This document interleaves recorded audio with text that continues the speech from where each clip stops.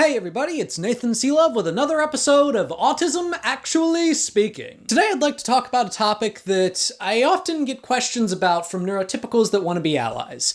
Where is the best source of information about autistics? And I don't mean this as a specific question. I don't mean which specific organizations or resources can I go to learn more about autistics. Although if that is a question that you have, I would recommend looking at the Autistic Self-Advocacy Network or the Autistic Women and Non-Binary Network. What I'm trying to answer is more the general question of what type of source do you go to in order to understand more about autism.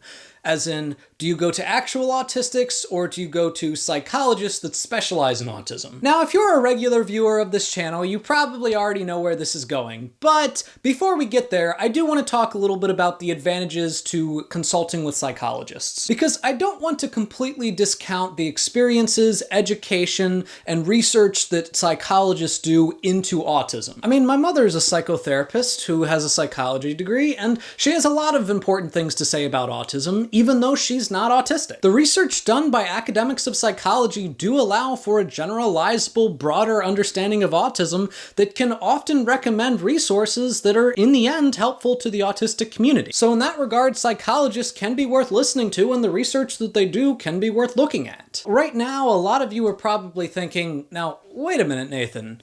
It seems that you are using psychologists synonymously with neurotypical, which is to imply that autistics can't be psychologists, which they absolutely can. However, most prominent scholars in the field of psychology that specialize in autism do not identify as autistic.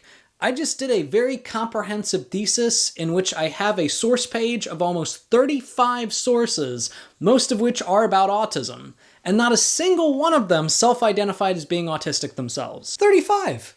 That was a lot of reading of neurotypicals telling me how I'm supposed to act. I'm not saying that those articles didn't have any value or they didn't help provide some perspective and understanding, but the very articles that I read in order to do a play about self-advocacy lacked self-advocacy. Therefore, if you want to understand the autistic experience, you need to talk to actual autistics and learn from actual autistics. And you also need to understand that there isn't just one autistic experience. There's multiple different ones. We all experience the world differently because our autism affects us differently. And to be clear, when I say you need to talk to actual autistics, I'm not saying that you should walk around and find people that you think might be autistic and be like, well, my good fellow human, you look like you might be autistic. Tell me about your life. No. Instead, what I mean is if you know people that are autistic, if you're friends with people that are autistic, and they have demonstrated a willingness to help people understand autism, to talk about their experience,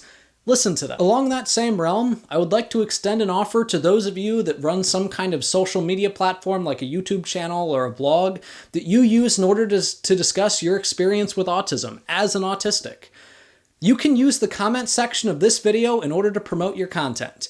If you want to, post a link down below, discuss what you do, what you talk about, and at first it'll probably show up in my spam folder, but I will go through it and I will approve it because it is really important that we understand multiple different perspectives about autism.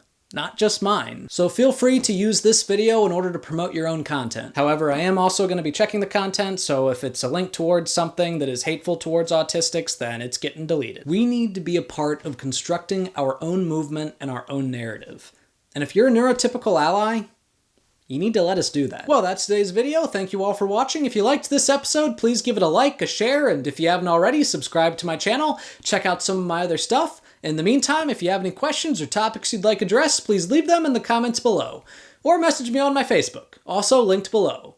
And remember, if you didn't get much sleep because your fan was not spinning properly and therefore it was making a noise that was slightly different from the noise that it normally makes, you might be autistic.